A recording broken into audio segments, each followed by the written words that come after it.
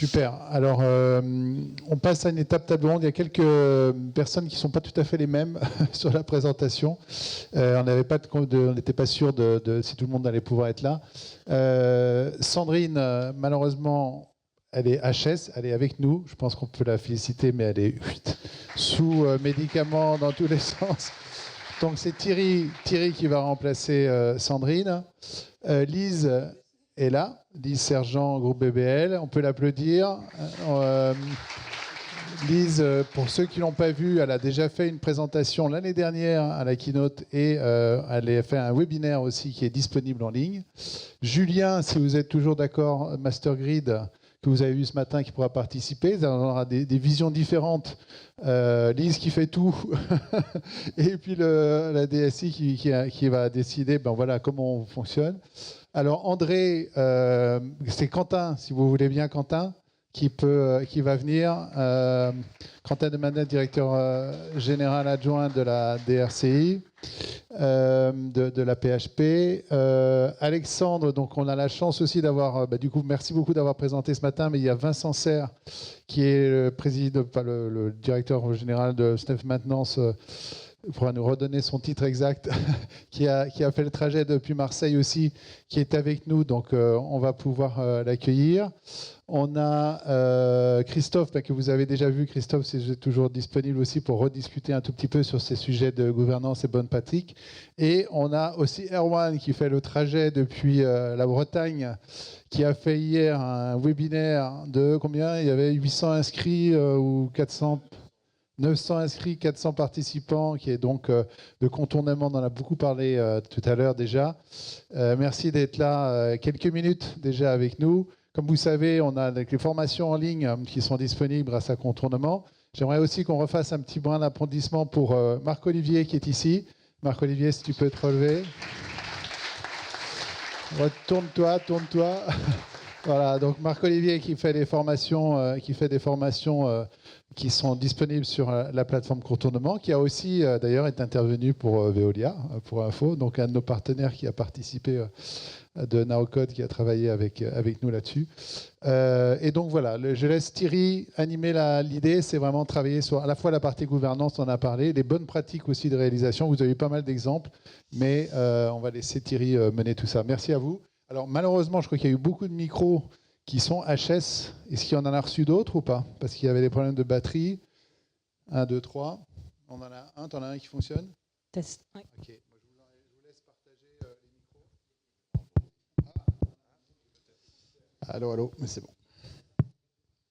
Bon, donc je suis un peu désolé, mais je vais lire quelques questions parce qu'effectivement, je récupère effectivement l'atelier.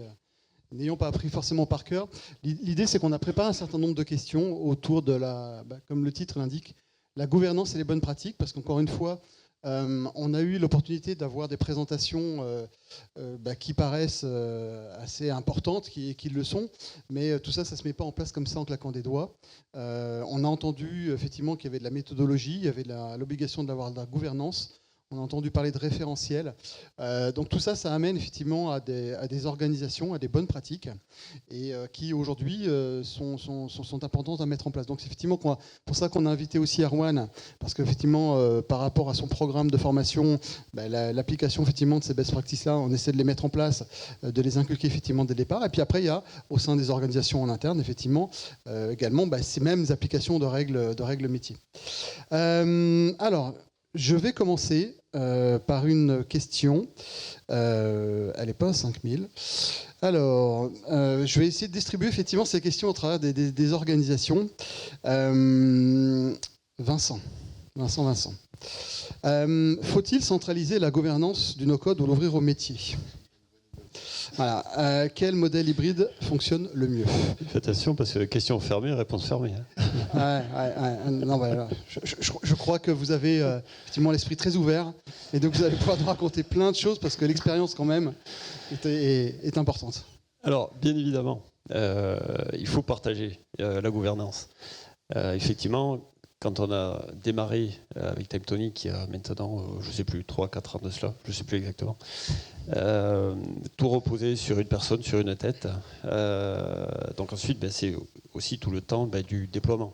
de l'outil, que ça se diffuse au sein des équipes de toutes les agences, comme l'expliquait Alexandre ce matin, qui sont réparties sur tout le pays. Donc forcément, c'est du temps, tout ça. Et les agences, le temps qu'elles prennent en charge l'outil, qu'elles se familiarisent, qu'elles acceptent le changement également, ça c'est loin d'être évident. Il est essentiel que le savoir se diffuse, enfin du moins pour nous, pour notre modèle, le savoir se diffuse sur l'ensemble du territoire. À tel point que nous avons monté, avec Alexandre et d'autres collaborateurs, une petite équipe, ce qu'on appelle un COPIL, le comité de pilotage Timetonic, au sein de SNEF Maintenance, pour justement gouverner à 4, et non pas une seule personne, et vraiment que ce soit partagé, gouverner à 4 l'outil, pour que chaque application, chaque carnet qui sera créé dans chacune des agences soit utile à tous, puisqu'une idée à Nice peut être valable à Brest, à Strasbourg, à Bayonne ou à Paris, et que l'ensemble des applications créées profitent à tous, et surtout dans la manière de les concevoir, que ce soit conforme à nos attentes du COPIL, et qu'ensuite elles puissent être déployées et diffusées au sein de chacune des agences. Nous étions il y a 3-4 ans 800 collaborateurs chez SNEF Maintenance. Cette année, on est 1200 collaborateurs. L'an prochain, on va être 1300 et de brouettes. Ce qui veut dire on est vraiment dans une belle phase ascendante. Et l'outil suit finalement naturellement cette phase-là, et on l'a vu avec le nombre de licences qui est déployé aujourd'hui. Donc c'est vraiment intéressant. Et ce comité de pilotage, justement, permet de bien maintenir l'outil et qu'on ne fasse pas ils sont pas là, ils vont pas m'entendre, mais du Kiséo comme on a fait préalablement, non mais il faut dire les choses telles qu'elles sont, ou du PIC qu'on refait, etc. Et du coup plus personne ne maîtrise quoi que ce soit.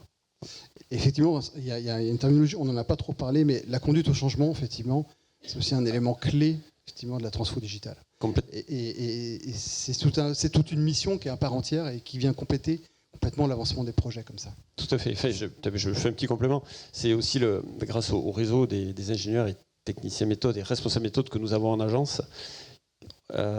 Déjà, le changement, c'est eux, c'est les faire changer eux dans leur mission au quotidien, et ensuite qu'ils fassent diffuser au sein de chacune des agences le changement. Mais c'est le changement, évidemment, ça prend du temps.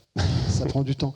Et effectivement, dans l'organisation, je propose que Lise réponde à la question, puisque tu as été, je sais que tu as été effectivement pilote et puis initiative de l'implémentation effectivement de Timetonic par rapport à une problématique métier. Comment est-ce qu'on organise la collaboration entre les équipes IT, sécurité et la conformité au sein d'une organisation? Donc, sachant que Lise effectivement a eu différentes missions, différentes vies, et donc elle a eu un rôle assez fondamental dans le côté assez transverse de l'implémentation du projet au sein du groupe BBL. Oui, tout à fait, puisque moi, je suis directrice des projets transverses, donc il faut que les projets que je porte concernent au minimum 2 filiales, voire plus, une majorité sur les 120 qu'on a dans le monde. Et c'est pas toujours évident, d'autant plus qu'au-delà des différents services, on a les différents pays qui n'ont pas le même niveau d'exigence pour chaque chose, puisqu'on a notre RGPD, les Espagnols en ont une autre, etc. Donc c'est pas toujours évident. Mais encore une fois, c'est beaucoup d'explications, de dialogue avec les équipes, puisqu'on l'a vu, c'est pas toujours facile au début avec l'IT, mais finalement, en leur prouvant l'intérêt de la chose, ça se passe finalement bien. Et puis surtout, avoir le soutien. Nous, on a une équipe spécialisée RGPD, fiabilisation de la data, et on a vraiment passé du temps au début avec eux. Et une fois qu'on a montré patte blanche, un peu comme on a expliqué aujourd'hui, avoir un certain nombre de certifications, on a ce cachet, ce OK, qui nous permet derrière de pouvoir développer plein d'autres personnes, puisque on leur dit on ne va pas repasser par ces 6 mois d'attente pour avoir le go. Timetonic, il a déjà le go, donc on peut y aller et on peut lancer tout ça. Donc même si ça prend un peu de temps au départ, le fait de pouvoir après avoir déjà eu le go pour tous les autres et avoir déjà centralisé plein d'informations sur tous les autres, c'est vraiment primordial, je pense. Julien, en tant que DSI, peut-être vous voulez compléter Oui, alors c'est vrai qu'on a tendance parfois à gérer des projets pour une BU en particulier, une business unit en particulier, de manière un peu silotée. Quand on a une vue DSI, parfois c'est plus facile de dialoguer avec une seule business unit. Nous, en tout cas chez MasterGrid, on a fait le choix de par défaut penser tous les projets applicatifs comme transverses et valables pour l'ensemble du groupe. Alors c'est parfois contraignant, hein, et ça se fait parfois en étapes, et parfois c'est pas possible, hein, faut être très clair. Mais au moins on établit ce principe-là dans une cartographie applicative que potentiellement certaines fonctionnalités, si elles sont valables pour une business unit, elles sont valables pour toutes les autres. C'est un choix, et si on le sait dès le départ, ça permet aussi peut-être de choisir les outils différemment, de penser le projet différemment, avec une double vue, une vue pour la business unit tout de suite et une vue pour, à terme, d'autres entités du groupe. D'ailleurs, ce matin, vous parliez, pendant midi, on parlait un peu bottom-up, effectivement, à l'implication de l'ensemble des différents corps de métier. Et du coup, ce qui entraîne effectivement les initiatives, les envies, et puis la bonne pratique, et puis le fait que tout le monde veuille aller dans le même sens pour faire avancer les projets. À ce propos, je propose de passer la parole à Quentin. Je sais qu'au lancement, effectivement, l'initiative du projet APHP à la DRCI, il y a un peu eu donc un moment de découverte. Comment est-ce qu'on arrive à encadrer la notion de cette dynamique et de lancement opérationnel d'un projet, tout en s'assurant effectivement que cette notion de conformité, de réglementation, elle soit bien appliquée?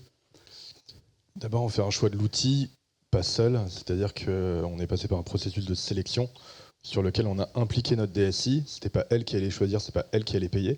On l'a inclus dans le processus en disant, du coup, au bout d'un moment, on vous explique pourquoi on choisit celle-là par rapport aux 5 autres solutions qu'on avait prises, donc on les a inclus.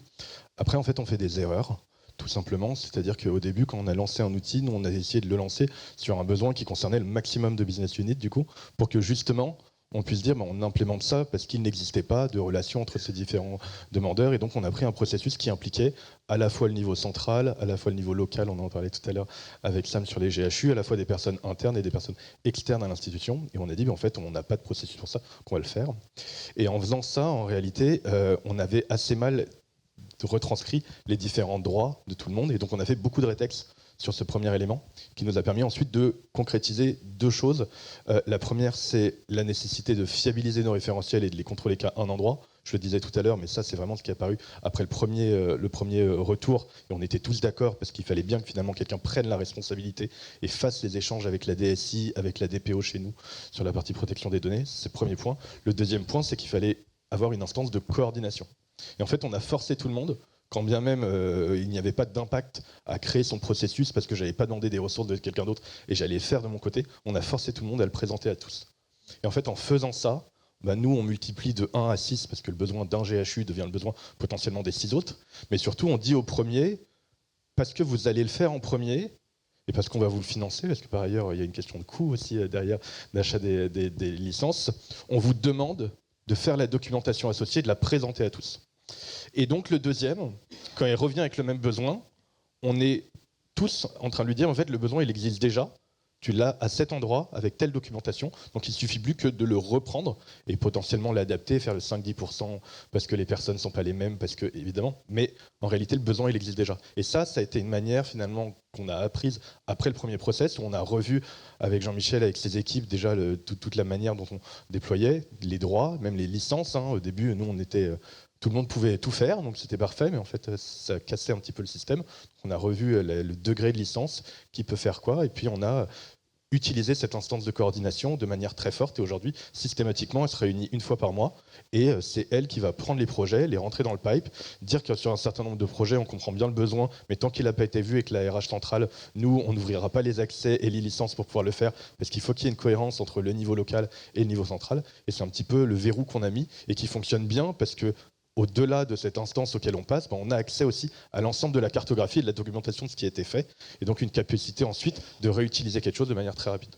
Alors, ce qui est intéressant, c'est que en plus, dans les cas d'usage qui sont mis en place, ça fait écho, parce que vous parlez effectivement des 6 établissements, mais on pourrait être en contact avec d'autres CHU en France, ils ont aussi écho de ce que vous mettez aussi en place, et qui portent aussi en fait un fort intérêt à éviter des fois de reprendre à zéro et de refaire à zéro, puisque vous avez effectivement l'expertise et la connaissance. Du coup, vous avez appliqué entre guillemets les bonnes règles de mise en œuvre effectivement de ces projets-là, et donc ce qui peut également intéresser d'autres organismes, enfin d'autres établissements qui sont en dehors effectivement du réseau de la PHP. Mais en fait, le premier process, on les a même forcés à l'utiliser, parce qu'en recherche clinique, vous pouvez soit être promoteur de recherche clinique, c'est-à-dire que porter la responsabilité, elle se fait chez vous, et vous pouvez ouvrir des centres ailleurs où on inclut dans des projets de recherche. Mais la PHP, c'est aussi des établissements qui ont des projets de recherche qui sont en promotion par Bordeaux, par Nantes, etc., et où il y a des centres au sein de la PHP. Et en fait, il y a un contrat qui nous lie à eux pour réaliser leur recherche, et ce contrat, il passe par une voie dématérialisée, d'accords, d'échanges autour des coûts, des surcoûts liés à ce contrat-là. Et c'est ça le premier process qu'on a dématérialisé. Ce qui veut dire qu'à un moment ou à un autre, on a annoncé à tous nos partenaires académiques et industriels, jusque-là, vous nous envoyez des mails, les pièces jointes suivaient par mail ou pas, et puis il y avait un certain nombre d'allers-retours. On arrête tout ça et vous allez passer par TimeTonic. Et donc tout le monde, pour déposer, pour travailler avec la PHP, a déposé par TimeTonic. En fait, on est le premier promoteur académique européen, donc on est un très gros acteur de la recherche en Europe, et donc on a évidemment énormément de centres et de projets de recherche qui sont. Donc beaucoup d'acteurs ont travaillé là-dessus. Les acteurs publics, qui du coup ont dû dématérialiser leurs demandes et qui du coup ont vu l'intérêt et se sont dit mais attendez, si la PHP fait ça et que c'est aussi simple entre guillemets de déposer et d'avoir un traitement du sujet, moi je vais vouloir la même chose, je vais venir. Mais aussi les acteurs privés, et les acteurs privés, Sanofi, Pfizer, sur les aspects de sécurité, ils nous ont beaucoup challengés et on a beaucoup travaillé aussi avec TimeTonic pour leur fournir l'ensemble des documents de sécurité parce qu'ils se disaient attendez, moi je dépose sur une plateforme que je ne connais pas, vous me dites qu'elle est française, tout ça, des éléments qui sont propres à un projet de recherche clinique sur lequel il y aura de la propriété derrière, potentiellement la recherche d'une nouvelle molécule, potentiellement un petit peu d'argent. Donc par définition, il y avait cet aspect sécurisé avec le privé, et puis le public, lui, il était très intéressé par notre voie dématérialisée à pouvoir l'implémenter aussi chez lui. Et donc aujourd'hui, on a des vraies discussions autour de... En fait, jusque-là, nous, on utilisait ce que la PHP nous a forcé à utiliser, mais on voudrait aussi avoir la même chose. Et donc on a des éléments de discussion et de déploiement, en fait, où les établissements vont prendre des licences auprès de TimeTonic, on n'a pas vocation à, mais nous, on va travailler avec eux pour que toute l'expertise, c'est plus de 2 ans de travail sur le guichet dont je vous parle là, sur la promotion, c'est plus de 2 ans de travail d'aller-retour et de modification, avec notamment des tableaux de bord, que l'on va apporter du coup dans les autres établissements, pour que justement eux gagnent ce temps et soient très vite opérationnels sur un processus qu'ils ont déjà expérimenté, plutôt cette fois-ci comme client, et maintenant sur lequel ils pourraient être fournisseurs. Alors, en vous regardant, je refais un petit peu l'état des lancements, démarrage de vos projets. Quelles sont entre vous sont des structures qui ont suivi un programme de formation au départ sur TimeTonic, ou est-ce que vous êtes plutôt chacun auto-formé dans la découverte et dans le démarrage? Moi, pour ma part, j'ai suivi ce qui est natif à l'intérieur, en fait, le petit module qu'on peut installer quand on prend TimeTonic, en fait. D'accord. Je l'ai fait en entier, puis voilà. Après, je me suis lancé. Côté Veolia, est-ce que vous avez pris vous êtes auto-formé ou... Non, on a pris des formations. Vous avez pris des formations. On a formé on a fait du train the trainer. Donc on a formé les premières équipes, plutôt côté DSI. Après, on a embarqué. Donc on a une équipe métier qui est formée aussi et qu'on a embarqué et qu'on suit. Comme ça. Mais et vous-même, au départ, vous étiez auto-formé ou vous aviez vous-même suivi, avant de former les autres, un programme de formation? Personnellement auto-formé, le temps de découvrir quand on a fait le choix des plateformes, mais après dès que c'est rentré, industriellement, on va dire, ça a été des vraies formations. Ouais. Bon, la PHP, je sais que l'histoire a démarré effectivement par Quentin par André, qui nous avait découvert sur un salon, et puis au bout de 3 semaines, il avait déjà déployé un premier projet exceptionnel. Julien, pareil, je crois que vous n'aviez pas forcément suivi de formation, parce qu'on vous a accompagné dans la mise en œuvre du premier projet. C'est ça, ouais. C'est un premier projet, donc démarrage, effectivement. Et vous-même, au sein du groupe SNEF, alors, est-ce que vous aviez... Le collaborateur qui faisait partie du groupe, qui a déployé TimeTonic, connaissait déjà TimeTonic, effectivement. Et ensuite, on a du coup déployé un programme de formation pour les collaborateurs méthode dans l'ensemble des agences. C'est-à-dire que toutes les agences aujourd'hui sont formées à TimeTonic grâce à Zelig, d'ailleurs. D'accord. Donc, comme quoi la formation. Donc, je propose effectivement de passer la main à Erwan. Je te propose en fait de répondre un peu à la question. C'est pour ça que je reposais la question sur l'ensemble. On se rend compte que parmi les clients, il y a quand même beaucoup de notions d'auto-formation, de découverte en propre. Comment est-ce qu'on forme bien aujourd'hui les futurs utilisateurs des outils no-code, en français ou en général? Et comment est-ce qu'on se garantit effectivement que cette gouvernance, elle est appliquée, elle est bien mise en œuvre en fait, dès la conception? Sur la façon de former un outil comme TimeTonic, je peux répondre très en détail. Sur la façon de sensibiliser à la gouvernance, je pourrais plutôt répondre par des petites histoires de cas qu'on a observés, parce que nous ne sommes pas dans le conseil ou la production, donc tous des gens qu'on forme, donc il y a un moment où on lâche la main. Mais aujourd'hui, on comprend même plus quel est le bon ordre, parce qu'il y a des gens qui viennent nous chercher parce qu'ils veulent découvrir le no-code. Donc voilà, TimeTonic, solution souveraine, surtout avec Donald qui est en face de nous, outre-Atlantique. On doit quand même bien le remercier. Quand même. Il nous a pas mal aidé quand même depuis quelques mois. Je crois qu'il y a une commission, faites gaffe. Pourtant, on l'a pas payé, mais alors, franchement, il nous aide bien. Parfois, c'est des gens qui sont là, on fait de l'IA, mais on sait qu'on peut automatiser l'IA. Ah ben, ça tombe bien. Enfin, là, aujourd'hui, les gens, les entreprises et les particuliers qui veulent se former au no-code, et notamment TimeTonic, ils arrivent par des biais totalement différents. Je pourrais en parler plus tard. Et pour moi, c'est un rapport avec la gouvernance quand c'est des grandes entreprises. Mais comment on forme bien à tout ça? Déjà, on forme. C'est-à-dire qu'on ne fait pas des tutos, on fait une formation. Parce que des tutoriaux, avec cet effet en sociologie des innovations, je crois que ça s'appelle l'enfer des tutoriels, le tutoriel de l'enfer, tu fais plein de tutos, et au bout d'un moment, tu sais plus ce que tu as appris, tu sais plus dans quel ordre tu as appris les choses. Donc ça, déjà, faire de la formation où on t'apprend à pêcher plutôt qu'à manger un poisson, et à chercher le cas qui va exactement te correspondre et que tu ne trouveras jamais, c'est important. Et comment est-ce qu'on fait ça? Déjà, on fait ça en faisant avancer les gens avec une courbe d'apprentissage confortable, digeste, par exemple. C'est bête, mais c'est un vrai métier, la formation. Quand on a quelqu'un qui commence à former sur TimeTonic, qui va faire une première démo et qui va dire « Ah oui, et d'ailleurs, il y a un truc qui s'appelle la clé primaire, on peut concaténer... » Non, surtout, ne montre pas ça aux débutants. Amenez les débutants à juste les types de champs. Puis ensuite, les vues. Puis ensuite, les bases de données relationnelles. Et là, à chaque fois, tu expliques l'intérêt. Et surtout, quand tu parles de bases de données relationnelles, assez rapidement, tu vas commencer à parler d'architecture, mais un tout petit peu. Et puis, de fil en aiguille, en ordonnançant bien la formation, au bout d'une journée et demie, les gens comprennent ce que c'est qu'une table de jonction et savent en faire une. Parce que tu sais l'amener dans le bon ordre, tu fais de l'apprentissage par l'erreur, tu fais de l'apprentissage par la pratique, par projet, etc. Mais du coup, là, je parle juste de l'aspect comment on forme à tout ça, la formation en ligne qu'on a faite avec Marc-Olivier. On a justement testé des façons de faire sur nous-mêmes. On se dit, oui, mais est-ce qu'un débutant comprendrait ça? Oui, non.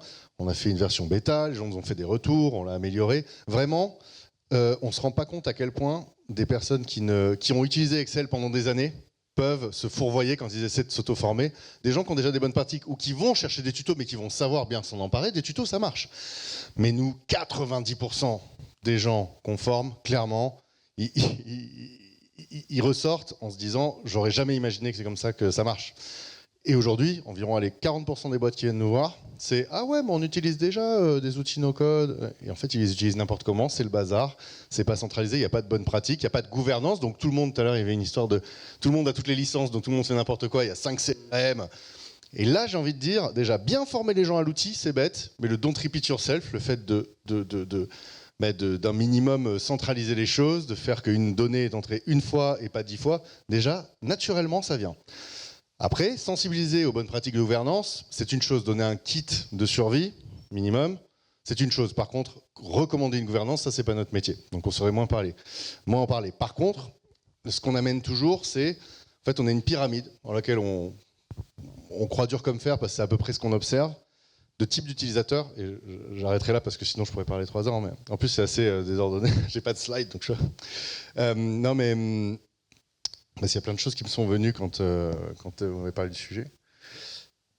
Il y a une pyramide qu'on a faite et on essaie déjà de faire visualiser aux gens qu'on va former. Ça, c'est les bases de la gouvernance et des niveaux. Tout le monde ne doit pas devenir référent ou référente interne. Parce que les gens, quand ils se disent on va se former à TimeTonic ou au no-code, c'est « waouh, il faut savoir faire plein de trucs ». Non. Il y a quelques référents et référentes internes qui vont se former quelques jours et qui sauront aider les autres et qui sauront faire le lien avec des experts et des experts extérieurs ou avec la DSI et qui vont être un peu en contrôle. Des gens qui vont se former juste 1 ou 2 jours, on les appelle des utilisateurs en capacité. Ça, c'est des gens qui vont savoir se construire des petites solutions pour eux, d'époque ou des choses fonctionnelles, et pour leurs équipes, mais qui vont s'appuyer sur le référent interne. Les utilisateurs éclairés sont des gens qui ont se formé une journée, mais qui sauront utiliser TimeTonic comme une bureautique moderne, qui au lieu d'ouvrir un Excel, vont utiliser TimeTonic pour mieux gérer leurs données. Et après, les utilisateurs finaux, ça on en voit moins, c'est celles et ceux qui vont juste utiliser ce qui a été mis en place. Mais ça, on ne le voit pas souvent. Et rien que de poser ça, de poser ce schéma et de dire, il vous faut des experts qui vous appuient, il ne faut jamais bypasser la DSI. Tout le monde n'est pas censé être référent, c'est bizarre, mais les gens, ça leur met moins de pression. Et à la fin, on va dire qu'on a un tout petit tiers de référents internes et référentes internes, qui parfois deviennent référents no-code de leur équipe. Une bonne moitié qui sont utilisateurs en capacité, et puis quelques-uns qui utilisent juste ça comme une nouvelle bureautique. Mais déjà, ça, en se disant qui va avoir quel niveau de compétence, ça dit quelque chose sur l'orientation enfin la façon dont la gouvernance va être architecturée derrière, quoi. Merci Erwan. Moi, ce qui me fait plaisir aussi, c'est que depuis des mois, on commence à voir que l'implication de la DSI, en dehors de la notion de la sécurisation des données, la centralisation, la gouvernance se met en œuvre, c'est que ça devient un écosystème effectivement qui commence à intéresser les organisations de l'IT. Bien souvent, auparavant, on était plutôt porté par les directions de métier. Voilà, j'ai une problématique d'outils, etc. derrière, j'ai vu un truc no-code, et j'ai testé, et puis ça me va bien, quoi. Donc, bien évidemment, tout ça, ça entraîne des réflexions de gouvernance, et avec, effectivement, un travail de plus en plus... Enfin, tu en as parlé tout à l'heure, effectivement, et également de ton côté, quand tu évoques le fait qu'aujourd'hui, c'est un travail commun avec le binôme de la DSI, effectivement, pour s'assurer que dès qu'on va mettre un projet en place, on implique immédiatement la DSI, et effectivement, ça permet d'avoir la bonne assurance derrière, de ne pas être retoqué si jamais ça ne plaît pas, et qu'on n'a pas effectivement d'abord bien validé tous les jalons auparavant, quoi. D'ailleurs, sur la notion de la sécurité, est-ce qu'il y a des règles particulières à imposer quand on utilise un outil no-code ? Tu vas faire un petit tour de table là-dessus. Est-ce que toi, Lise, tu as été confrontée à des règles spécifiques liées à la sécurité ? Alors, la sécurité, plus l'accès à la data. Général, tu me l'accès à la data, nous, on a été confrontés à ça. Et c'est une des erreurs que j'ai commises au début, puisque je me suis lancée toute seule. C'est comment segmenter la donnée et comment faire en sorte que chacun ne voit que ce qu'il peut voir. Et surtout, les niveaux possibles, en fait, parce qu'on n'imagine pas le nombre de niveaux qu'il peut y avoir entre... Au début, on se dit basiquement, ok, chaque société ne peut voir que sa partie, mais non, chaque service peut ne voir que sa partie. Enfin, il y a un certain nombre d'étages conséquents, et j'avoue que ça, c'est une de mes erreurs au début, c'est de ne pas avoir assez pensé, puis penser toutes mes tables avec un moyen de les filtrer et de pouvoir justement bloquer ces accès. Donc ça, c'était vraiment... je pense que c'est quelque chose qu'on doit vraiment réfléchir dès le début, et dans tous les sens. On a une partie, nous, au siège, avec des gens qui peuvent tout voir, tous les pays, etc., et d'autres... Enfin, voilà, donc... on a créé les rôles par personne, par pays, par type de métier. Et ça, c'est vraiment un gros boulot. Mais je pense que si on ne le fait pas dès le début, on perd la main. Et alors, on se retrouve avec des gens qui peuvent accéder à quelque chose dont ils ne peuvent pas du tout accéder. Il faut vraiment... Je conseillerais vraiment de réfléchir ça, et à tous les niveaux, à 360. En fait, vraiment, pas juste des strates hiérarchiques, parce que des fois, malgré les strates hiérarchiques, il y en a qui peuvent accéder à des choses d'autres. Enfin, voilà, pour moi, c'est vraiment la plus grosse erreur que j'ai commise au début. C'est pas assez me pencher là-dessus. Christophe, de votre côté ? Nous, en fait, on a traité le no-code comme une autre application. Donc, on a vraiment appliqué toutes les normes qu'on applique d'habitude en termes de type de données, en termes de droit d'accès, de qui a accès à quoi. Un des points sur lesquels on essaie de gagner en maturité, c'est justement la notion des tables référentielles pour éviter d'avoir 50 tables employées avec les RH, avec des choses comme ça. Et ça, c'est des sujets là, qui nous attendent l'année prochaine, quoi. D'accord. Quentin, pareil ? Pareil sur la question des habilitations et de la gestion des droits. Les droits. C'est finalement cette partie-là où nous, on a essayé dans nos process de mettre aussi les responsables en situation de responsabilité justement et de valider ces attributions. Après, l'autre sujet, mais on en a un petit peu parlé tout à l'heure, c'est la question pour nous de l'analyse d'impact. Parce qu'aujourd'hui, une donnée, que ce soit une donnée personnelle, les agents de la PHP dont j'ai besoin pour le projet dont on parlait tout à l'heure d'attribution d'une prime, donc j'ai besoin d'avoir le nom, de prénom. Ok, c'est une type de donnée, mais moi je peux aller jusqu'à des données d'acteurs extérieurs. Et donc, par définition, on a vraiment derrière chaque process identifié une analyse d'impact. On en a beaucoup l'habitude parce que dans les processus de recherche, c'est ce que vous faites. Donc finalement, on a dupliqué ça et ça permet d'avoir des éléments très structurés et qui mettent en responsabilité et qui identifient aussi la zone de risque et donc le dialogue derrière avec notre DSI s'il faut renforcer tel ou tel élément d'échange. Julien, j'imagine que pareil, les mêmes règles d'application. Oui, sur la partie droit. Après, on a aussi une réflexion sur les données qui rentrent et les données qui sortent. J'allais dire, les données qui rentrent, ça peut être des données qui sont liées à des API, à des connecteurs, et voilà, comment est-ce qu'elles rentrent, avec quel niveau de sécurité, d'un point de vue plutôt technique. Et sur les données qui sortent, c'est au niveau des droits, on en a parlé, il y a qu'est-ce que l'on peut voir, mais qu'est-ce que l'on peut aussi extraire, copier-coller. Il y a une certaine facilité aujourd'hui en Timetonic de pouvoir extraire des informations, les exporter, ce qui est très bien, ce qui est très riche, mais après on n'a pas forcément envie que les informations aussi sortent et soient traitées hors de Timetonic, alors notamment pour des questions de DLP, Data Loss Protection ou autres. Voilà. Effectivement, et aujourd'hui, comme je l'évoquais, en fait, la notion d'interface devient tellement de plus en plus facile à mettre en place qu'il y a la donnée qui doit être sécurisée dans l'outil, il y a aussi la donnée effectivement qui va se déverser ou qui va venir effectivement d'environnement tiers. Et que là, généralement, effectivement, elle fait partie aussi des règles d'application de la sécurité pour savoir qui a accès effectivement à la capacité d'envoyer de la donnée en dehors de l'écosystème. J'imagine que demain, Mastergrid, vis-à-vis de ses propres clients, aura peut-être besoin de partager de la donnée, de permettre la visibilité de ces informations. Alors oui, et sur des sujets et avec des clients qui évidemment sont très, très sensibles sur la question de la sécurité, on est de plus en plus audité d'ailleurs par nos clients sur notre système de cyberprotection. Après, sur la partie interface, c'est vrai qu'on doit aussi analyser mais cartographier.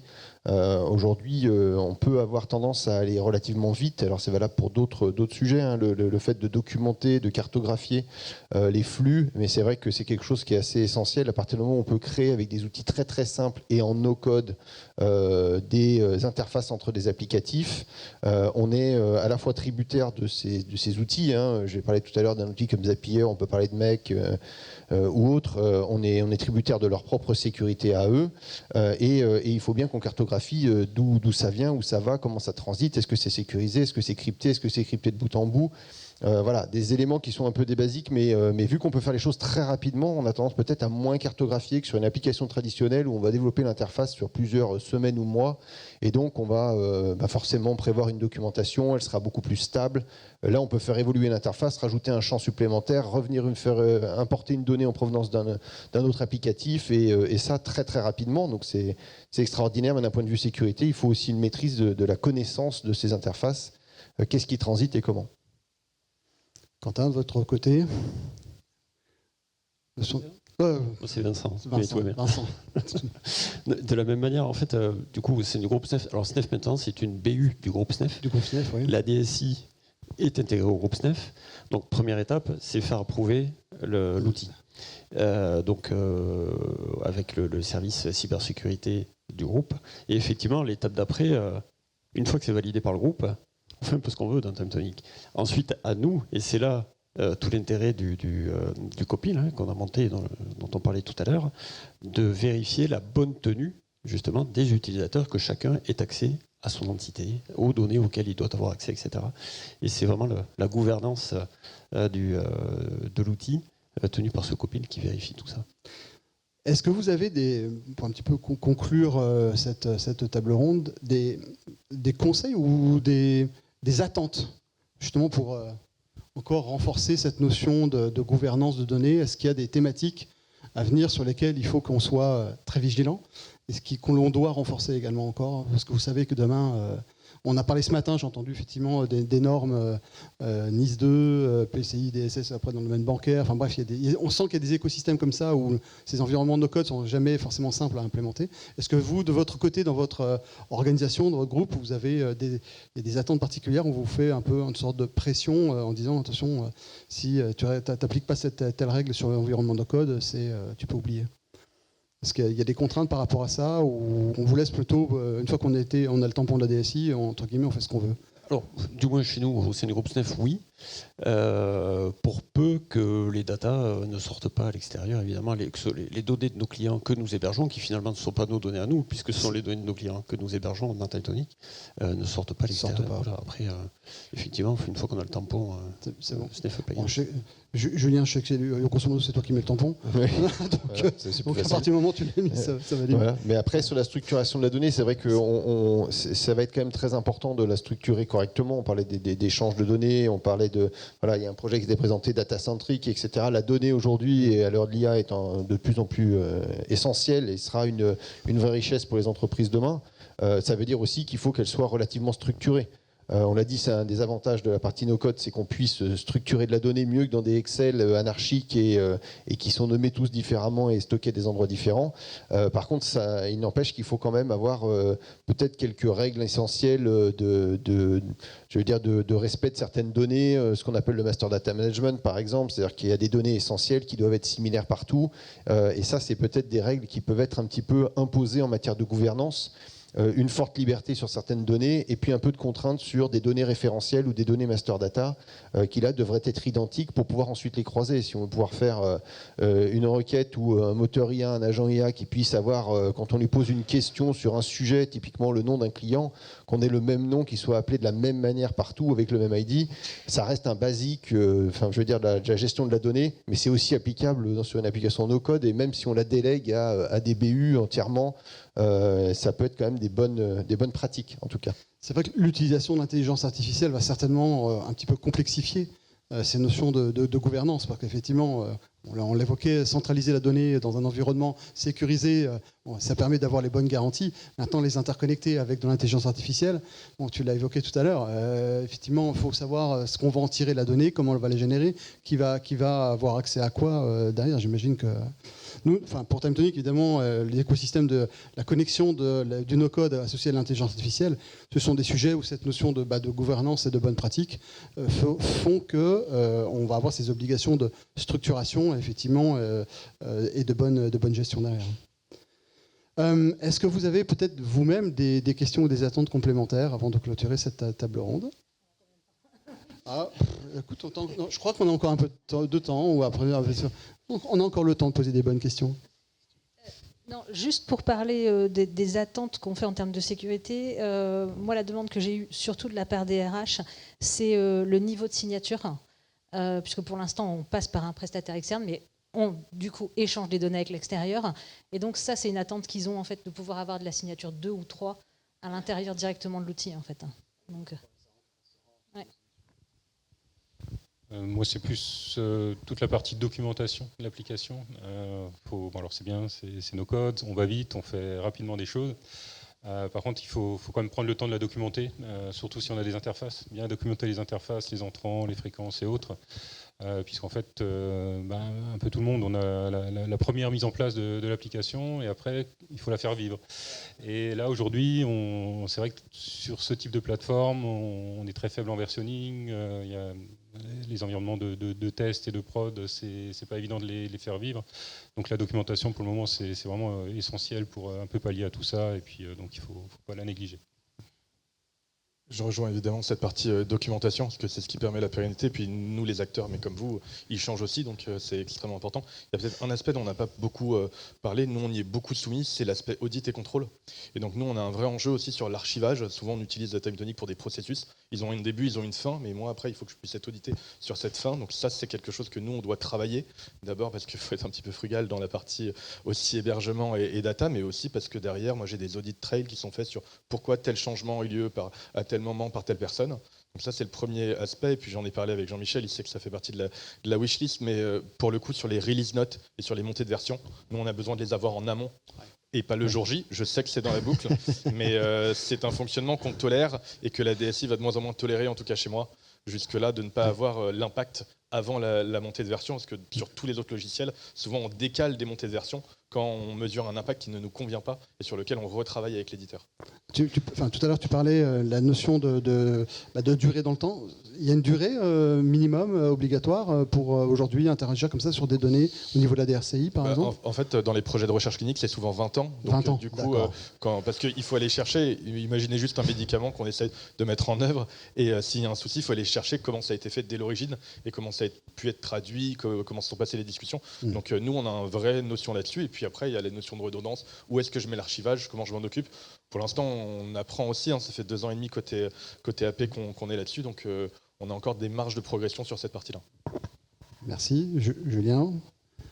Oui, je rejoindrai sur la partie documentation. C'est vrai que c'est important, on l'a dit tout à l'heure qu'en mode projet, nous on a fait le choix de travailler progressivement en mode test, mais par contre en mode prod, de ne faire que, j'allais dire, migration après migration de fonctions majeures pour ne pas perturber les utilisateurs et ne pas faire une modification perpétuelle de l'application qui pourrait les perdre. Donc ça veut dire aussi qu'on a un décalage entre cette base de test qui évolue et qui, elle, est vraiment à jour de nouvelles fonctionnalités fonctionnalités et la base de prod qui est peut-être un peu plus ancienne.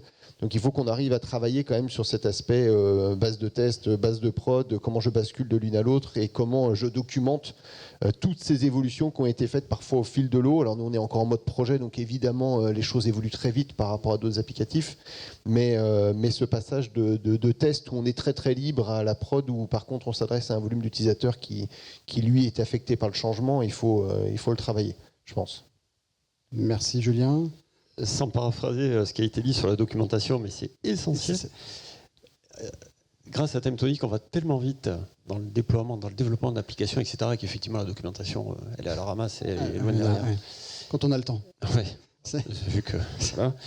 Je discutais pas plus tard qu'hier avec une connaissance qui était au salon de l'IA au Grand Palais. Il me disait, donc il a une boîte d'IT, pour la documentation. Franchement, on en parlait hier soir. Il m'a dit, tu sais ce que j'ai fait? J'ai mis mon code dans une IA. Ça m'a sorti 60 pages dans un fichier Word. Bon, évidemment, il faut le relire. Et là, je me suis dit, ça c'est un projet pour les années à venir. La wishlist est partie. Comment est-ce qu'on peut insérer dans une IA notre application et que ça nous sorte la plus? Mais c'est très bien, parce qu'en fait, ce sont des questions, effectivement... Ça fait la transition, c'est ça? Voilà. Bah, en fait, merci. De rien. Erwan, par rapport à tout ce qu'on a pu évoquer sur la... J'ai forcément mon biais d'organisme de formation qui veut rendre les formations les plus accessibles possibles aux personnes les moins techniques possibles avec les outils les plus accessibles possibles. On est très exigeant voir quel outil on forme ou pas. Il faut vraiment que ce soit accessible au commun des mortels et Timetonik a réussi à faire ça. Plus ça le sera, plus ce sera accessible, mieux ce sera, mais l'UX est de mieux en mieux et bien depuis longtemps, mais il est vraiment au top aujourd'hui. Donc encore plus d'accessibilité, je pense que c'est le sens de l'histoire pour tous ces outils de nouvelle bureautique. Et il y a un truc en lequel je crois fortement, j'en parlais tout à l'heure avec Orange sur la vision du futur du travail et de la santé au travail aussi, c'est le vocal, le fait de dicter. Et là par exemple dans Todoist, un outil de tâches, tu peux avec du vocal un peu partout dire fais-moi une tâche dans projet Orange pour telle date, là, paf, ça le fait. Et je suis convaincu que les interfaces vocales qui écrivent, je parle même pas des agents, je parle de dicter directement au bon endroit, ce qui permet notamment de travailler dans des postures différentes, de travailler en marchant parfois. Claude et ChatGPT, s'ils ont autant investi sur le mode où on peut parler et que ça retranscrit et tout, c'est pas pour rien. Whisperflow aussi pour dicter n'importe où. Je pense qu'une fonctionnalité un peu à la Whisperflow, à la Todoist, dans Timetonik en tant qu'outil de travail, la petite vague qui fait que où que tu sois, tac, tu peux par la voix faire apparaître ce que tu veux. Je pense qu'il y a une partie de l'avenir là-dedans. Mais c'est une intuition. Pour la petite aparté, je ne sais pas si vous vous souvenez, mais l'année dernière, on avait une présentation par une personne qui, à l'époque, était partenaire et qui aujourd'hui est chef de projet Timetonik. C'est Romain. Romain, je ne sais pas où il est où, Romain Arnaud. Il se cache, il est où? Lève-toi. Ah, il est dehors. Ah, ok. Donc Romain, en fait, pour la petite histoire, Erwan, il avait développé une application pour un de ses clients. Et est-ce que quelqu'un sait ce que c'est qu'un campaniste? Un drôle de métier. C'est les cloches, effectivement. C'est quelqu'un qui entretient les cloches dans les églises, dans les monuments, etc. Et ce qu'il a fait, c'est qu'il a développé une application, comme tu dis, avec quelqu'un qui, corporellement parlant, est accroché avec un mousqueton, etc., qui va vérifier les cloches. Et il a développé une application avec Timetonik. Il parlait à son téléphone, prenait simplement une photo, comme ça, et toute l'application, grâce à l'IA, grâce à, effectivement à la photo, retranscrivait impeccablement effectivement, le compte-rendu du rapport, etc. Alors que le gars il était accroché avec son mousqueton en l'air à 30 mètres de hauteur, etc. derrière. Donc effectivement, c'est déjà ces projections d'usage-là, elles sont donc même pour des organisations clients un peu particulières, on arrive des fois à utiliser des choses assez exceptionnelles. En tout cas, merci à tous pour votre participation. Tout ce que vous avez évoqué en plus va permettre de faire effectivement, en fait, sans le savoir, un petit peu la continuité de la présentation de ce qui va venir par la suite. Donc merci à vous en tout cas pour avoir pris le temps d'échanger avec nous. Merci.